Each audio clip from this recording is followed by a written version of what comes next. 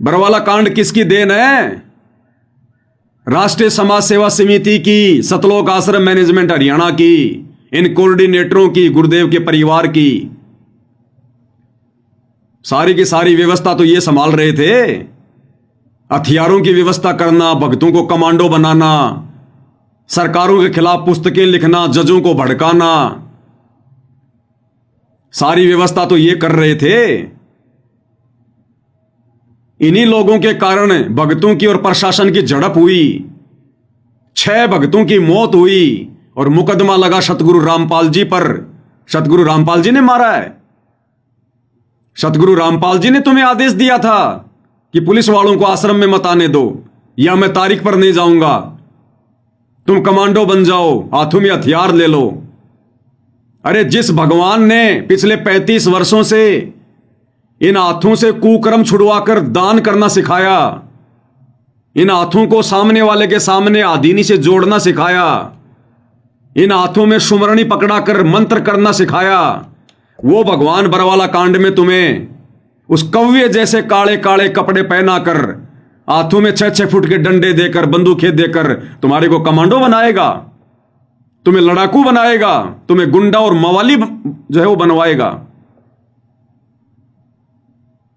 सारा का सारा षड्यंत्र गुरुदेव के परिवार का, इन हत्याओं का जिम्मेदार गुरुदेव का परिवार, ये कोऑर्डिनेटर। और इनको अपनी गलती का जरा भी इनको मलाल नहीं है। अरे नाक रगड़ के माफी मांग लेनी चाहिए थी, नाक रगड़ रगड़ के, और कोर्ट में जाकर सरेंडर कर देना चाहिए था कि सारी गलती हमारी है, हमारे गुरुदेव का कोई आदेश नहीं था, हमारी बुद्धि भ्रष्ट हो गई थी काल प्रेरणा से, हमारी गलती है, हमें अरेस्ट करो, हमें सजा दो, हमारे गुरुदेव भगवान निर्दोष है, उनको छोड़ दीजिए। यह होता है शिष्य का धर्म। और तुम लोगों ने क्या किया? कोई 8 साल से भगोड़ा बन के घूम रहा है, कोई 10 साल से भगोड़ा बन के घूम रहा है, छुपते फिर रहे, दर दर की ठोकर खाते हुए। कब तक छुपोगे? अरे सरकार से तो छुप जाओगे, प्रशासन से तो छुप जाओगे, अपने कर्मों से कैसे छुपोगे? भगवान से कैसे छुपोगे? वो सजा बाकी है, मिलेगी सजा। ये बकवास ज्यादा दिन की नहीं है जो तुम कर रहे हो वर्तमान में, ये पाखंड आडंबर। पाप का घड़ा भर गया तुम्हारा, समय नजदीक है, बच नहीं पाओगे अब। बहुत दिन हो गए तुम्हें काल की गुलामी करते हुए, सतगुरु के दिल पर चोट करते हुए। अब ये परमात्मा, अब ये खरा खरा काम करेगा, खरा खरा काम। ये लास्ट था, लास्ट। अगर तुम्हारा आचरण सुधर जाता, अगर तुम अपनी गलतियों की माफी मांग लेते, और ये जो आश्रम तुमने खोले हैं, यदि इनको राजनीति का और मनोरंजन का अड्डा ना बनाकर अगर भक्ति का इनको सेंटर बना लेते, तो हो सकता है परमात्मा दया कर देते। लेकिन तुम्हारे अंदर तो राग, द्वेष, ईर्ष्या, लड़ाई झगड़ा, भक्तों को तुम जान से मारने का प्रयास करते हो। तुम्हारी शर्म खा गया काल, शर्म। जानवर से भी गए गुजरे हो गए तुम, गुंडे मवालियों से भी गए गुजरे, और उम्मीद कर रहे हो कि सतगुरु हमारे पास आएंगे। अब तुम्हारे रिटायरमेंट होने का समय आ गया, रिटायरमेंट होने का। यह परमात्मा समदृष्टि है। अभी तक तुमने केवल इनका प्यार प्यार देखा है, प्यार प्यार। अभी इनका जो रिजल्ट आएगा, इनका जो जजमेंट आएगा, वो देखना। हल्के में ले लिया सतगुरु को, हल्के में। वेदों में लिखा है कि वो परमात्मा जब पृथ्वी पर आता है, मनुष्य के बच्चे के रूप में प्रकट होता है, एक सामान्य व्यक्ति की भूमिका करता है, लीला करता है, मित्र की तरह व्यवहार करता है, और मित्र की तरह व्यवहार करने के चलते उसके आसपास रहने वाले उसको अपना मित्र मान लेते हैं, अपने जैसा मानुष मान लेते हैं, और गलतियों पर गलतियां करते हैं। तो तुमने हल्के में ले लिया सतगुरु को। ये वही परमात्मा है जिसने त्रेता युग में हिरण्याकुश की छाती फाड़ी थी, जिसने त्रेता में रावण की नाभि में तीर मार के उसको मौत की नींद सुलाया था, द्वापर में कंस का वध किया था, और समय समय पर श्रृंगार करता रहता है यह परमात्मा। अभी तक तुमने केवल इनका सौम्य रूप देखा, सौम्य रूप, सादा रूप, सरल रूप। क्योंकि जब जब यह परमात्मा धरती पर तत्वदर्शी संत की भूमिका में आता है, एक संत की भूमिका में आता है, उस समय यह परमात्मा संत के अनुसार ही व्यवहार करता है। अन्यथा उनके फॉलोवर भी वैसा ही व्यवहार करेंगे जैसा वो संत करेगा। तो वर्तमान में परमात्मा जिस संत की भूमिका में है कि संत ना छोड़े संतता, चाहे कोटिक मिलो असंत, चाहे कितने दुष्ट व्यक्ति क्यों ना टकराओ उनसे, काल प्रेरणा से कितने लोग भक्ति का स्वांग करके उनके पास रह के उनको दुखी क्यों ना करे, परेशान क्यों ना करे, उनके मार्ग में बाधा उत्पन्न क्यों ना करें, उनके मिशन में गंदगी क्यों ना फैलाएं, ये परमात्मा अंततः संतता ही दिखाएगा। लेकिन इनका विधान है कि राम किसी को मारे नहीं, मारे तो हत्यारे राम, अपने आप ही मर जाएंगे कर कर खोटे काम। तो भैया जो खोटे काम तुम लोगों ने कर डाले हैं बरवाला कांड से पहले और बरवाला कांड के बाद, उन खोटे कर्मों की सजा निर्धारित हो चुकी है। अब धीरे धीरे धीरे धीरे जो बीज तुम लोगों ने बोया है इस भक्ति मार्ग पर, अब उसकी फसल कटेगी। अब फसल इस युग परिवर्तन के दौर में तुम लोग भी अछूते नहीं रहोगे, जिन्होंने गुरु को मानुष मानकर हैंडल किया है और गुरु की आज्ञा से ज्यादा अपना मनमाना आचरण संगत के ऊपर थोपा है। अब समय आ रहा है, तो ऐसे नहीं आने वाला है परमात्मा। और ये नादान संगत अगर संभल सकती है तो संभल जाए। देखो इन मुख्य मुख्य लोगों का तो हो गया बेड़ा गर्क, इनको तो कोई माफी नहीं है, ना इस जन्म में माफी है ना अन्य किसी जन्म में इनको माफी है। ये कलयुग की बिचली पीढ़ी तो इन्होंने बर्बाद कर दी, अनमोल मनुष्य जन्म इन्होंने बर्बाद कर दिया गुरु को मानुष मानकर। तो ये जो मुख्य मुख्य लोग हैं ना, जिनमें गुरुदेव के बेटा बेटी भाई बंधु रिश्तेदार, ये कोऑर्डिनेटर, आश्रम संचालक, ये वर्ल्ड कोऑर्डिनेटर, बड़े बड़े सेवादार, ये जितने भी लोग हैं, ये 150, इन्होंने तो अपनी भक्ति और जीवन कर लिया बर्बाद। लेकिन संगत को फिलहाल मौका है, कब तक? जब तक गुरुदेव भगवान हिसार जेल से बाहर नहीं आते हैं।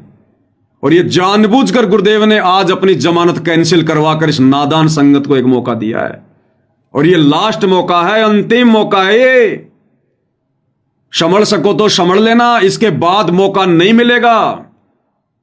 उसके बाद तुमने जो बीज बोया है इस भक्ति मार्ग पर, जैसी तुमने मर्यादा निभाई है, जैसा तुमने गुरु को मानकर भक्ति की है, वैसा ही परिणाम मिलेगा, वैसा ही।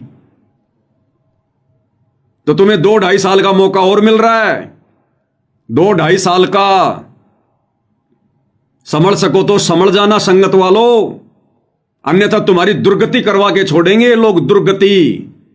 तुम्हें ना घर का ना घाट का, धोबी का कुत्ता बना के छोड़ेंगे, धोबी का कुत्ता। तुम्हें हर प्रकार से इन लोगों ने बर्बाद कर दिया, हर प्रकार से।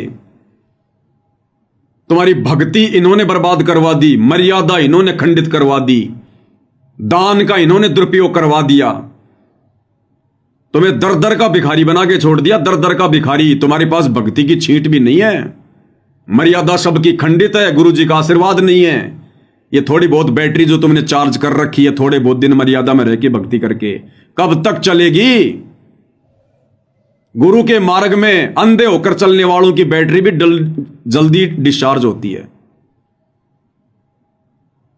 तो दास तो भैया निवेदन कर सकता है, प्रार्थना कर सकता है, विनती कर सकता है। ये दास आज जो वचन बोल रहा है ना, ये तुम्हें कड़वे लग रहे होंगे, लेकिन परमात्मा कहते हैं जेता मीठा बोल ही तेता संत ना होए। और खरी खरी बाता कहे संत कहावे सोए। ये मीठी मीठी गोलियां खिलाकर अपना स्वार्थ सिद्ध करना, ये सतलोक आश्रम मैनेजमेंट वालों का धर्म है, सत्सेवकों का नहीं है। यहां जो बातें कहते हैं खरी खरी कहते हैं, चाहे साध संगति वाले हो चाहे सतलोक आश्रम वाले हो। हमें तुम्हारे से कोई स्वार्थ नहीं है। इस दास ने कोई संत नहीं बनना, कोई बाबा नहीं बनना, कोई आश्रम नहीं खोलना। ये दास किसी के आराम के टुकड़ों पे नहीं पड़ता, किसी के दान धर्म पे नहीं पड़ता। ये दास केवल अपनी जिम्मेदारी निभा रहा है गुरु की गैर हाजिरी में, अपनी सेवा। और जो भी है खरी खरी कहेंगे और खरी खरी कहते आए हैं, उसके लिए जेल भी जाना पड़ा, झूठे मुकदमे भी झेल रहे हैं, मार पिटाई भी खाई है, और आगे भी नौबत आई तो सहन करेंगे। लेकिन सतगुरु ने जिस मार्ग पर चलना सिखा दिया उसी पर चलेंगे, क्योंकि रेलगाड़ी या तो चलती नहीं, और चलती है तो पटरी पे चलती है। रेलगाड़ी के लिए तुम जितनी मर्जी जीटी रोड बना दो, नहीं चलेगी जब तक उसको पटरी नहीं मिलेगी। तो सत्सेवक भाई बहन अगर चलेंगे तो अपने गुरु के वचन पर चलेंगे, मर्यादाओं पर ही चलेंगे, अन्यथा पैर रोप के वहीं खड़े हो जाएंगे। दो नाव की सवारी करने का शौक नहीं हमारे को, तुम आश्रम वालों की तरह आंख बंद करके भेड़ चाल में चलने का ये फॉर्मूला गुरुदेव ने हमें नहीं बताया। तो लास्ट एंड फाइनल तुम लोगों को चेतावनी है, ये लास्ट एंड फाइनल। सुधर जाओ, संभल जाओ। इन काल प्रेरित सतलोक आश्रम वालों का जितना जल्दी साथ छोड़ दोगे तुम्हारे हित में, तुम्हारे भले में। अन्यथा तुम्हारे द्वारा दिया गया दान आने वाले समय में तुम्हारे शरीर पर कांटों की तरह चुभेगा, कांटों की तरह। अकाल मौत, घर घर में झगड़ा, लड़ाई, राग द्वेष, हॉस्पिटलों में सड़ोगे, हॉस्पिटलों में। ये तुम्हें परमात्मा का विधान बता रहा हूं, कोई शराब नहीं दे रहा। मेरी औकात नहीं है किसी को शराब देने की, और ना मैं इतना मूर्ख हूं जो अपनी भक्ति बर्बाद करूंगा 2 कोटि के जीवों को शराब देके। तुम्हें शराब देके मुझे क्या मिलेगा? तुम्हें भगवान का विधान बता रहा हूं कि जो अपने गुरु जी को खून के आंसू रुलाते हैं, अपनी उल्टी हरकतों के चलते, मनमाने आचरण के चलते, पाखंड के चलते, भेड़ चाल के चलते, जिन बातन से गुरु दुख पावे उन बातों को दूर भगावे। अरे ज्ञान गंगा पुस्तक बांटने के अलावा एक भी वो कर्म बता दो जो 2014 बरवाला कांड के बाद तुम लोगों ने सतगुरु को खुश करने के लिए किया हो, मर्यादा वाला किया हो, भक्ति बढ़ाने वाला किया हो। एक कर्म बता दो ज्ञान प्रचार के अलावा। तुम्हारे सारे घटिया कर्म, उल्टे कर्म, ज्ञान विरुद्ध कर्म, काल प्रेरित कर्म, तुम लोगों ने सतगुरु को खून के आंसू रुलाए। जब जब भूल पड़े पुस्तक में लास्ट में जो लेटर लिखा है गुरुदेव ने, किस कदर गुरुदेव रो रहे हैं। विशेष संदेशों में परमात्मा किस कदर तुम लोगों से विनती कर रहे हैं, प्रार्थना कर रहे हैं कि भाई अपने ऊपर रहम नहीं कर सकते तो इस दास के ऊपर रहम कर दो। तो मूर्खों से सतगुरु रहम की भीख मांग रहा है, रहम की भीख। अरे मर जाओ डूब कर नालायको। क्या मुंह दिखाओगे सतगुरु को आने के बाद? तुम लोगों से तो नकली संतों की संगत लाख गुना अच्छी है। भेड़ चाल में नहीं चलती, देखा देखी में नहीं चलती, भले उनके पास भक्ति नहीं है। तो ये लास्ट एंड फाइनल वार्निंग है तुम लोगों को सतगुरुदेव भगवान की तरफ से। इसलिए आज उन्होंने जानबूझकर इस नादान संगत को मौका देते हुए अपनी जमानत रद्द करवाई है, कैंसिल करवाई है। ये अपनी मर्जी का मालिक है, किसी जज के दबाव में नहीं बैठा। जेल की 4 दीवारियां इसको कैद नहीं रख सकती।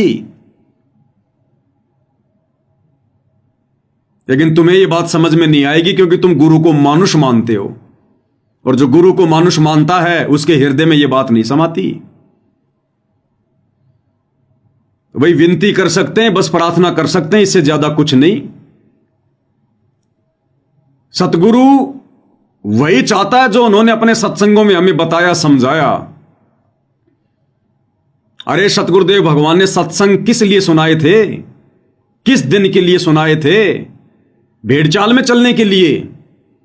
तुम आश्रम वालों ने तो सतगुरु के सत्संगों को बोरे में पैक करके खूंटी पे टांग दिया अचार डालने के लिए। सुने कभी सत्संग? तुमने ध्यान से विचार किया कभी? सत्संग सुनना अलग चीज बताई गुरुदेव ने, और सत्संगों को समझना मुख्य चीज है। क्या बताया परमात्मा ने? उस ताऊ की कहानी। दो भाई थे, छोटे भाई की मृत्यु हो गई। छोटे भाई के जो बच्चे थे उनको उनकी माताजी ने कहा कि बच्चों, तुम्हारे पिताजी मर गए, तुम अभी छोटे हो, तुम्हें अभी व्यापार काम धंधे की नॉलेज नहीं है, तुम ऐसा करो अपने ताऊ जी के पास जाओ, और ये मेरे पास में तुम्हारे पिताजी के समय के रखे हुए कुछ लाल हैं। लाल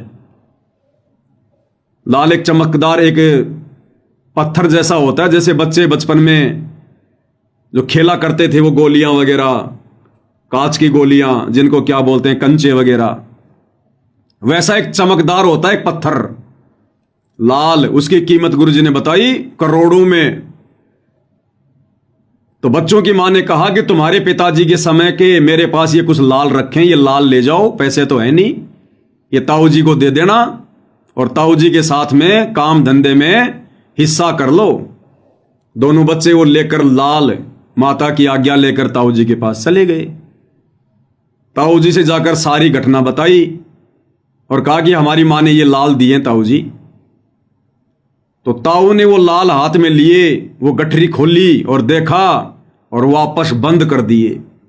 वापस बंद कर दिए ताऊ ने और कहा कि बच्चों, ये तो बहुत कीमती हैं, अभी मुझे इनकी आवश्यकता नहीं है, मेरी उधार चलती है, ये अपनी मां के पास वापस रख के आ जाओ, जब आवश्यकता पड़ेगी जब मंगवा लूंगा। ताऊ समझदार था। ये ताऊ समझना सतगुरु रामपाल जी को, ये कथाएं कोई मनोरंजन के लिए नहीं सुनाई, वो ताऊ समझना सतगुरु रामपाल जी को। और वो दो बच्चे वो समझना संगत को, और वो लाल वो समझना इन काल प्रेरित सतलोक आश्रम मैनेजमेंट हरियाणा वालों को, जो ताऊ ने वापस दे दिए थे कि ले जा बेटा, ये बहुत कीमती है। तो और ताऊ ने बच्चों को देश विदेश घुमाना शुरू कर दिया, व्यापार धंधा सिखाना शुरू कर दिया। कई दिनों बाद में ताऊ ने कहा कि बच्चों, ये लाल ले जाओ, और वो जो सेठ जी है ना जिससे अपन उधार सामान लेके आते हैं, उसके काफी उधार हो गई, तो तुम ये लाल ले जाओ और सेठ जी के जो उधार हो चुकती करके आओ। ठीक है ताऊ जी। दोनों लड़के चले गए, जाकर सेठ जी को लाल दे दिया कि सेठ जी, हमारे ताऊ जी ने लाल दिया है, आप अपना उधार समाप्त करो। सेठ ने एक जोहरी बुलाया जो लाल की जो परख करता था। जोहरी ने आकर देखा लाल को और कहा कि सेठ जी, ये तो लाल नहीं है, ये तो लालड़ी है, लालड़ी। अरे लाल तो करोड़ों का होता है, ये लालड़ी तो 2 आने की भी नहीं है, 2 आने की भी। उन बच्चों ने भी देखा ध्यान से। सेठ ने अपने हाथ में पकड़ा और गली में फेंक दिए वो, और कहा कि ले जाओ इसे, धोखेबाज आदमी हो, मुझे ठगना चाहते हो, तुम्हारा ताऊ ऐसा दिखाई तो नहीं देता था, कब से हो गया ऐसा। वो दोनों बच्चे वो लालड़ी को उठाकर ढंग से देखते हुए और वापस आ गए ताऊ जी के पास, सारी बात बताई। ताऊ जी बड़ा चालाक था, बड़ा सयाना था, जानबूझ के लालड़ी दी थी, जानबूझ के। ताऊ जी ने कहा, ओ बच्चों, मेरे से गलती हो गई, धोखा लग गया, मैंने लाल की जगह तुम्हें लालड़ी दे दी। सेठ बिल्कुल ठीक कह रहा बच्चों। अच्छा एक काम करो, अब ये लाल ले जाओ, अब जाओ सेठ जी के पास। अब दोनों बच्चों ने फिर से लाल हाथ में लिया, लाल को ध्यान से देखा। वो परख कर रहे थे लाल और लालड़ी की, झटके लग रहे थे उनको। ताऊ ये चाहता था कि ये लाल और लालड़ी की पहचान कर लें, मुझे कहना ना पड़े। दोनों बच्चे लाल को लेकर बड़े गौर से निहारते हुए, उसकी परख करते हुए सेठ जी के पास गए। बोला सेठ जी हमारे ताऊ के धोखा लग गया था, हमारे ताऊ जी ऐसे नहीं है, देखो ये अब की बार ताऊ जी ने लाल दिए। सेठ ने फिर से जोरी बुलाया, जोरी ने देखा और कहा कि सेठ जी ये लाल है। सेठ ने कहा कि देखो देखो ऐसा होता लाल, ये है लाल, ले आए थे लालड़ी। बच्चों को भी पता चल गया कि लाल कैसा होता है और लालड़ी कैसी होती है। वापस गए और कहा कि ताऊ जी हम दे के आ गए। कुछ दिनों बाद में फिर से ताऊ ने कहा कि बच्चों फिर से उधार हो गई, अब तुम एक काम करो, वो जो तुम्हारी माता जी के पास में जो लाल रखे हुए ना वो लाल लेके आओ, वो सेठ जी को देंगे और सामान उधार लेंगे। दोनों बच्चे गए दौड़ते हुए, मां से कहा मां मां मां ने कहा आओ बच्चों बहुत दिनों में आए, खाना खाओ भोजन खाओ। उन्होंने कहा कि नहीं नहीं मां भोजन बाद में खाएंगे, बहुत ज्यादा उधार हो गई है, एक काम कर वो लाल दे जो लाल तेरे पास रखे हुए हैं। तो मां ने अंदर से निकाल के वो लाल उनको दे दिए, वो पोटली कपड़े में बांध रखी थी।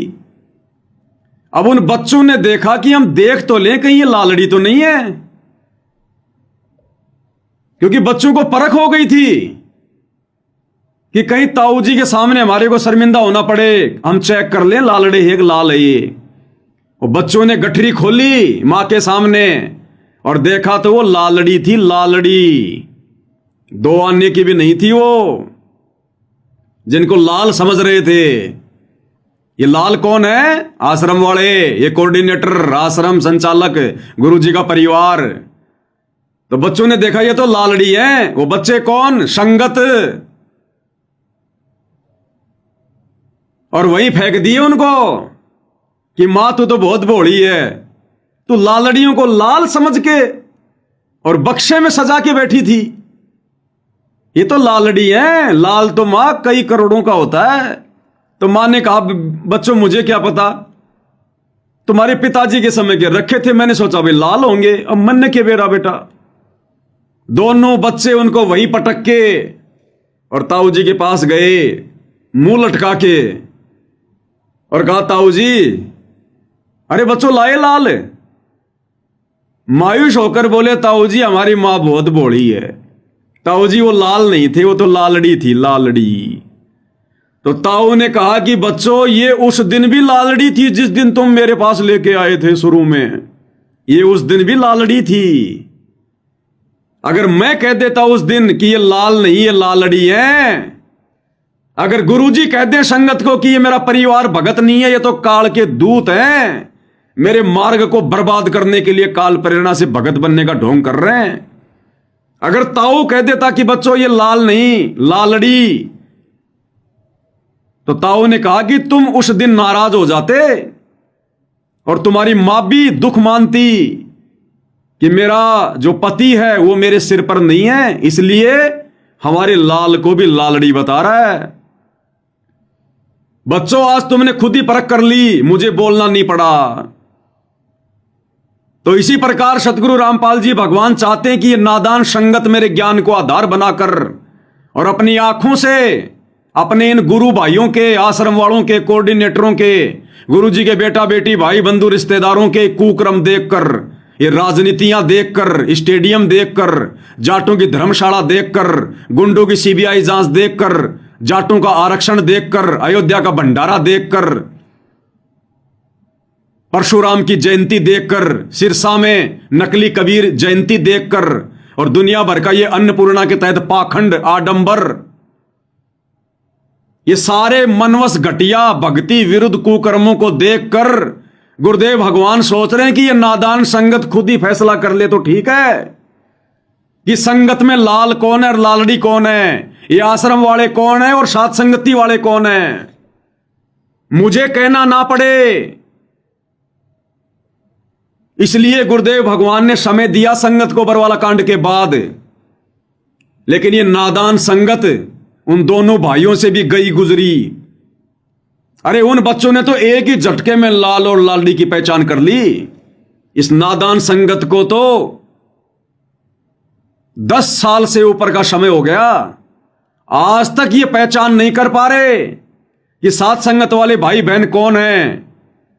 और ये शतलोक आश्रम वाले कौन है, लाल कौन है, लालड़ी कौन है, गुरु नहीं बताना चाहता। अगर गुरु कह दे कि आश्रम वाले काल प्रेरित हैं, बच्चों ये भगत नहीं है, तो ये संगत वाले अपने गुरुजी में दोष देखना शुरू कर देंगे, दोष देखना। इसलिए गुरुजी नहीं चाहते कि मैं दोषी बनूं, मैं ये बुराई मोल लूं। इसलिए गुरुदेव भगवान ने बरवाला कांड के बाद खुले सांड की तरह इन आश्रम वालों को भी बाहर छोड़ दिया और संगत को भी बाहर छोड़ दिया कि आपस में सींग मार मार के देख लो, घंटी बजा बजा के देख लो, भिड़ंत कर करके देख लो, कौन भगत है और कौन गुरु गद्दार है, कौन गुरु मुखी और कौन गुरु द्रोही है। लेकिन ये नादान संगत आज तक पहचान नहीं कर पा रही लाल और लालड़ी की, उन काल प्रेरित सतलोक आश्रम वालों की और साध संगति से जुड़े सत्सेवक भाई बहनों की। जबकि दिन रात वीडियो बनाए जा रहे हैं और दिन रात वो लोग भी अपने काले कुकर्म करते ही रहते हैं। वो अपने कुकर्मों के वीडियो बनाते हैं, हम लोग ज्ञान आधार से वीडियो बनाते हैं। ये नादान संगत निर्णय नहीं कर पा रही, इसलिए अभी तक सतगुरुदेव भगवान बाहर नहीं आ रहे। इसलिए ताऊ ने, सतगुरु रामपाल जी ने जानबूझकर आज 25/9/2025 को अपनी जमानत जज में प्रेरणा करके कैंसिल करवाई है, क्योंकि अभी संगत नीर खीर का निबेरा करने के योग्य नहीं हुई है। और ये 2-2.5 साल का समय और दिया जा रहा है। उस ताऊ ने समय नहीं दिया था, लेकिन ये ताऊ, भक्ति का ताऊ सतगुरु रामपाल जी दयालु परमात्मा फिर से तुम आश्रम वालों पे रहम कर रहा है। 2-2.5 साल का समय तुम्हें और दिया जा रहा है, कर लेना विचार, अन्यथा फिर दुर्गति होगी, दुर्गति और गुरु की आंखों के सामने होगी। फिर तुम सौ दोष देखोगे गुरु मेर भक्ति में कि मैं तो आश्रमों में पाठ भी करवा रहा था, मैं तो ज्योति भी करवा रहा था, मैं तो हर समागम में हाजिरी भी लगा रहा था, मैं तो तारीखों पर भी जा रहा था, मैं तो अन्नपूर्णा मुहिम के तहत मकान बनाने के लिए मजदूरी भी कर रहा था। वो मजदूरी तुम काल की कर रहे थे, काल की, वो बेगार कर रहे थे, बेगार। सतगुरु भक्ति करवाने आता है, भक्तों से मजदूरी करवाने नहीं आता यहां। इन आश्रम वालों को मौका नहीं है बिल्कुल भी। आज 25/9/2025 को इनकी लास्ट लाइन थी, डेडलाइन। इस नादान संगत को मौका है थोड़ा, अगर संभल सको तो संभल लेना भाई और बहनों, नहीं तो दुर्गति दरवाजे पर खड़ी है, दुर्गति। साथ संगति के वीडियो देखना शुरू कर दो, ज्ञान को आधार बना लो, भेड़ चाल में मत चलो, मत डरो, मत घबराओ कि नामखंड होगा। ये दुनिया भर की बकवाद जो आश्रम वाले तुमसे करवा रहे हैं, इससे तुम्हारे नामखंड नहीं हो रहे। और अपने गुरु भाई बहनों के ज्ञान आधारित, गुरुदेव के सत्संगों पर आधारित वीडियो देखने से तुम्हारे नामखंड हो रहे हैं। तुम्हारी बुद्धि भ्रष्ट हो रही है, काल बैठा है तुम्हारी नाक पर। तो हाथ जोड़ के विनती कर सकते हैं, प्रार्थना कर सकते हैं, क्योंकि हम सत्सेवक, तुम आश्रम वाले नादान भाई बहनों को अपना सगे भाई बहन से भी ज्यादा बढ़ के मानते हैं। ये आश्रम वाले नहीं मानते, सिवाय तुम्हें भेड़ बकरियों के अलावा, एक मजदूर के अलावा। इसलिए निस्वार्थ भाव से, क्योंकि तुम हमें कोई ज्योति का पैसा नहीं दे रहे, कोई पाठ का पैसा नहीं दे रहे, 10वें अंश का पैसा नहीं दे रहे, और ना हमारे को तुम्हारी भीख चाहिए, उसके बावजूद भी हम तुम लोगों को समझाने के लिए वीडियो बनाते हैं, तुम लोगों को समझाने के लिए जेल जा रहे हैं, मुकदमे झेल रहे हैं, मार पिटाई झेल रहे हैं, गालियां झेल रहे हैं इन आश्रम वालों की, और फिर भी तुम्हारी आंखें बंद है, तुम पहचान नहीं कर पा रहे सतगुरु का असली मार्ग, असली मिशन कहां से चल रहा है। गुरुद्रोही कौन है, गुरुमुखी कौन है। सतगुरु तो लाख बार कहेगा परीक्षा चल रही है, जैसी जेल में जाकर प्रार्थना करोगे वैसा ही जवाब देगा।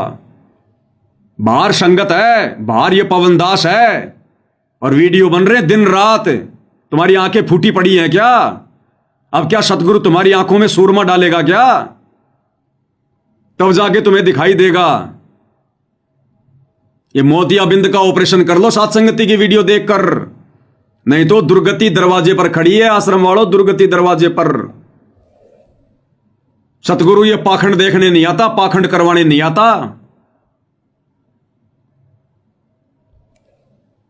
तो विनती कर रहे हैं और विनती कर सकते हैं, इससे ज्यादा हमारे पास चारा नहीं है। ये मार पिटाई करना, लड़ाई झगड़ा करना, गुंडे मवालियों वाली हरकत करना, मुकदमेबाजी करना, ये तो इन सतलोक आश्रम वालों के घटिया कर्म है, सतसेवकों के नहीं है।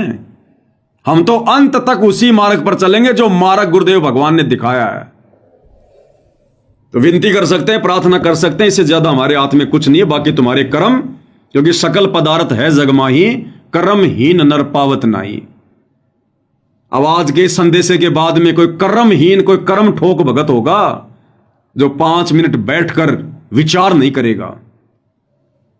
और अगर सच्चे हृदय से गुरु जी से अरदास करके कि हे दीनदयाल, हे गुरुदेव भगवान, बात तो बिल्कुल सही है, काम तो इन आश्रम वालों के द्वारा सारे मर्यादा तोड़वाने वाले हो रहे हैं, ये परमेश्वर दास का मार्गदर्शन करो, मुझ तुच्छ बुद्धि पर दया करो, हे मालिक मुझे सच्चाई से अवगत करवाओ। अगर सच्चे हृदय से, सच्ची नीयत से, नीर खीर का निवेरा करने की दृष्टि से अगर गुरुदेव भगवान के पास में 5 मिनट बैठकर भी चिंतन करोगे, अरदास करोगे, परमात्मा तुम्हें रास्ता दिखाएगा। और देखना शुरू कर दो सत्संगति की वीडियो। तुम अपने सतगुरु के गुलाम हो, सतगुरु के कलयुगी परिवार के गुलाम नहीं हो, इन कोऑर्डिनेटरों के गुलाम नहीं हो। अरे हम सत्सेवक भी तुम्हारे सामने, ना किसी आश्रम में जाते, ना किसी फर्जी नामदान सेंटर पर जाते, ना कहीं नाम शुद्ध करवाते, ना किसी को ज्योति और पाठ देते। इनको पात्रों के हाथों में ज्योति और पाठ का पैसा नहीं देते, इनके पीले पर्चों पर नहीं चलते, इनके घटिया कुकर्मों पर नहीं चलते, और ज्ञान को आधार बनाकर घर बैठकर मर्यादाओं में रहकर गुरु को परमेश्वर मानकर भक्ति कर रहे हैं। और तुम लोगों से लाख गुना ज्यादा इस भक्ति मार्ग पर आत्मिक शांति अगर किसी को है तो हम सत्सेवकों को है। अगर गुरुदेव भगवान की छप्पड़ फाड़ दया किसी पर है तो हम सत्सेवकों पर है। साध संगति से संकल्प नाम दीक्षा लेकर जुड़ा हुआ भगत और इन शतलोक आश्रमों से सार शब्द प्राप्त भगत, अगर उन दोनों की तुलना की जाए तो वो सार शब्द प्राप्त भगत मर्यादा, भक्ति और समर्पण भाव में उस संकल्प वाले भगत के पैर के नाखून के बराबर भी नहीं है, नाखून के बराबर भी। डिबेट करनी हो तो कभी ज्ञान आधार से डिबेट कर लेना, भक्ति भाव देखना हो, भगत का आचरण देखना हो, बोलचाल देखना हो, वो देख लेना। और कैसे समझाएं तुम्हें, प्रत्येक उदाहरण है तुम्हारे सामने, प्रत्येक उदाहरण है। और फिर भी नहीं समझोगे, फिर तुम्हारे जैसा निर्भाग कोई धरती पर नहीं। फिर तो परमात्मा कहते हैं कि ऐसे भक्तों को जन्म देने वाली मां को भी लानत है। पापी प्रभात ना बेटो, मुख देखे पाप लगे जिसका, 9 मास अपने गर्भ में कष्ट दिया, धिक्कार जन्म उसकी मां का। तो विचार कर लेना, अगर जरा भी ये तत्व ज्ञान की बूंद भी, गुरुदेव के तत्व ज्ञान की अगर एक बूंद भी तुम्हारे अगर भेजे में समाई है तो 5 मिनट बैठकर शांति से विचार कर लेना। ये आत्म कल्याण का मामला है, तुमको ये बढ़वागिरी करने के लिए सतगुरु रामपाल जी से उपदेश लेकर भक्ति नहीं कर रहे, तुम भक्ति के लिए कर रहे हो, आत्म कल्याण के लिए। और तुम्हें चिंता ही नहीं अपने आत्म कल्याण की। तुम्हें कोई भी ऐरा गहरा नथु बहरा एक पीला पर्चा निकाल कर कि मैं तुम्हारा कोऑर्डिनेटर हूं, मैं गुरु जी के परिवार वाला हूं, मैं आश्रम संचालक हूं, तुम्हारे को कुछ भी बोल देता और तुम भेड़ की तरह उनके पीछे पीछे हो लेते हो। कहां मर गई तुम्हारी कॉमन सेंस? अरे तुम्हारी आंखों के सामने वीडियो कॉल आती हैं इन आश्रमों में, और इन आश्रमों में प्रार्थना की जाती है, गुरुदेव वृक्षारोपण करने के लिए, पेड़ लगाने के लिए आज आश्रम में 5000 भगत आ गए। और तुम्हारी आंखों के सामने गुरुदेव भगवान कहते हैं फिर कि रे भगत तो इनमें 5 भी नहीं है, भगत तो इनमें 5 भी नहीं है। राजस्थान के सोजत आश्रम में जब इस प्रकार की प्रार्थना की गई कि गुरुजी पेड़ लगाने के लिए, वृक्षारोपण करने के लिए 5000 भगत आ गए, तो गुरुदेव ने कहा कि इनमें भगत तो 5 भी नहीं है। अरे कौन से ज्ञान में है ये? पेड़ लगाने के लिए तुम इकट्ठे हो रहे हो, ये भक्ति रूपी पेड़ लगाओ, भक्ति रूपी पेड़। ये बाकी पेड़ लगाने के लिए दुनिया बहुत है, और लगाना तो जाकर अपने खेत में लगा दो। आश्रमों में जमा होकर ड्रामा करने की क्या जरूरत है तुम्हें दुनिया वालों की तरह? तो भाई और बहनों विचार कर लेना, ये मौका नहीं मिलेगा, ये लास्ट एंड फाइनल मौका है गुरुदेव की तरफ से। संगत को, गुरुदेव के परिवार का मौका खत्म। अब तो जैसे इनके संस्कार, जैसी इनकी भक्ति, जैसे इनके ये कर्म, अब तो उसके अनुसार ही इनको परिणाम मिलेंगे। ये संगत पे परमात्मा फिर भी दया कर रहे हैं 2-2.5 साल के लिए। जितना जल्दी हो सके गुरु को परमात्मा मानकर, साथ संगति की वीडियो देखकर, ज्ञान को आधार बनाकर, अपने पूज्य गुरुदेव भगवान को अपना इष्ट मानकर, अपना आराध्य देव मानकर आरती करके उनको रिझाना शुरू कर दो, प्रसन्न करना शुरू कर दो। चवर करो श्रद्धा से गुरुदेव के ऊपर, चवर परमेश्वर मानकर, परमात्मा मानकर भोग लगाओ, भोग। भिखारी नहीं हो तुम। परमात्मा ने तुम्हारे कोई कमी छोड़ रखी है क्या, जो एक पाप का अन्न खा रहे हो बिना भोग लगाए? उस अन्नदेव की आरती से बात नहीं बनेगी, भोग की आरती करनी पड़ेगी जो नित्य नियम पुस्तक में लिखी हुई है। आज लग्या साहिब को भोग दीन के टुकड़े पानी का, तब तुम्हारे पाप भस्म होंगे, तुम्हें सद्बुद्धि आएगी। तो विचार कर लेना भाई और बहनों, विचार कर लेना, नहीं रोगे आने वाले समय में। अरे तुम्हें तो खुश होना चाहिए, अपने गुरुदेव का 100 बार शुक्रिया अदा करना चाहिए कि हे गुरुदेव, आपने हम गधों को समझाने के लिए आपने कैसे इस पवन दास को सद्बुद्धि दे के खड़ा कर दिया। ये परमात्मा, हम तो जेरे कुएं में पड़े हुए थे, हम तो आपके ज्ञान की छींट के आसपास भी नहीं थे। इस आपकी आत्मा ने आपके आशीर्वाद से वीडियो बना बना के हमें जगा दिया, हमें भक्ति मार्ग पर भगत बना दिया, हमें मर्यादित भगत बना दिया। तुम्हें तो शुक्रिया अदा करना चाहिए, और तुम कर रहे हो नफरत, तुम कर रहे हो ईर्ष्या। तो परमेश्वर की आत्माओं के साथ ईर्ष्या करने वाले को क्या प्रसाद मिलेगा? ये तो तुम्हारे ये कर्म डिसाइड करेंगे फिर आने वाले समय में। तो भाई और बहनों, आज पूज्य गुरुदेव भगवान की उस रद्द हो चुकी जमानत को लेकर दास को गुरुदेव ने प्रेरणा की। दास ने अपने विचार ज्ञान आधार से आप जियों के समक्ष प्रस्तुत कर दिए हैं। समय समय पर करता रहूंगा जब तक गुरुदेव भगवान दास के साथ में है, गुरुदेव का आशीर्वाद जब तक दास के साथ में है।